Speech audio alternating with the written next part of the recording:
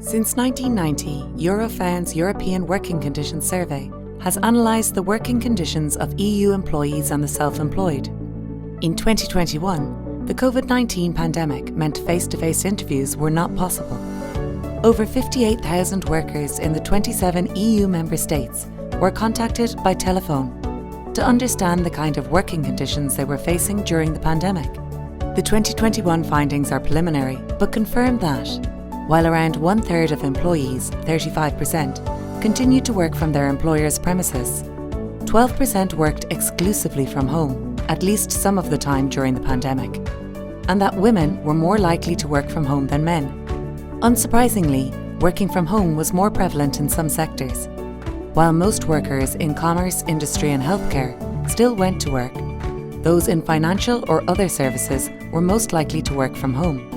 Managers and professionals, but also clerical support workers, experienced the highest share of remote work.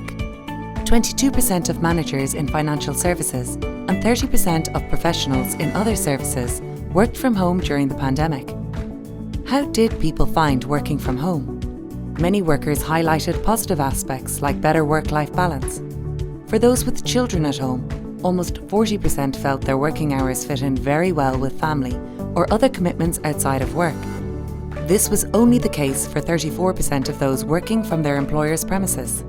Those working from home also reported higher levels of autonomy, where 30% of remote workers were able to determine the order of their tasks, compared to only 23% of workers at the employer's premises.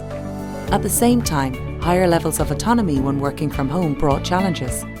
25% of those working from home reported working during their free time daily or several times a week. Only 13% of those working from the employer's premises did so. And remote working seems to have made it more difficult for people to draw the line between work and life. 27% of those working from home reported that they worried always or often about work when not working. Only 23% of those working from their employer's premises did the same. And remote workers were more likely to work long hours.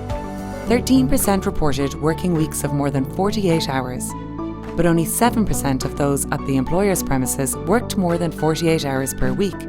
Higher levels of physical and emotional exhaustion were reported by those who continued to work from the employer's premises.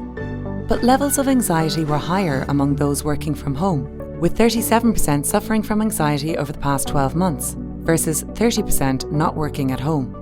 These preliminary results point to many advantages of remote working, such as greater autonomy and a better work-life balance. But risks are emerging too, with longer and more irregular hours, the loss of social connections, and a blurring of boundaries between work and life.